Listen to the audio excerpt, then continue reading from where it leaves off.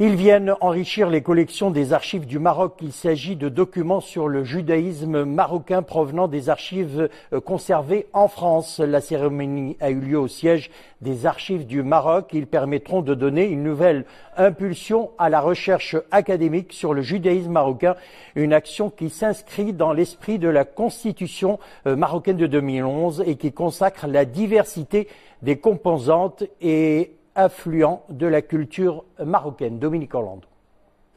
L'instant est hautement solennel car il ouvre la possibilité d'en savoir beaucoup plus sur l'histoire juive marocaine de ces 150 dernières années. Autant dire une somme de documents d'une extrême richesse rendue possible par un vrai partenariat.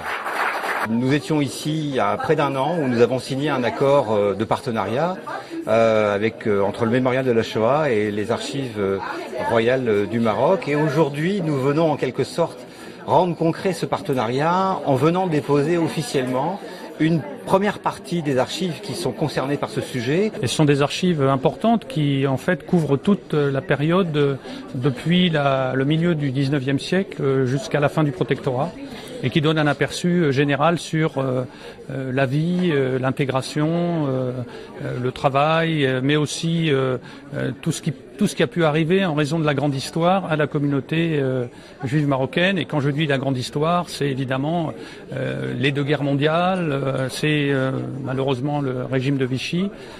Ce sont tout ce que la grande histoire a eu comme impact sur une communauté de personnes.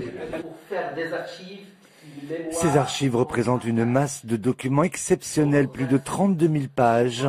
Disséminés à travers le monde et souvent très difficiles d'accès, ils ont pu être regroupés et pourraient ainsi rendre effective l'écriture depuis le Maroc de l'histoire du judaïsme marocain.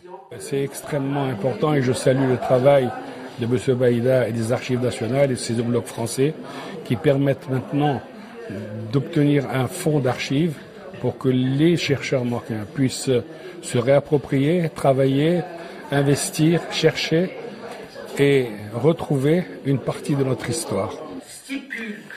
Car jusqu'à présent, et sans le précieux concours de ces documents nouveaux, on pouvait dire qu'une partie de la mémoire judéo-marocaine était alors incomplète, mutilée, voire même amputée.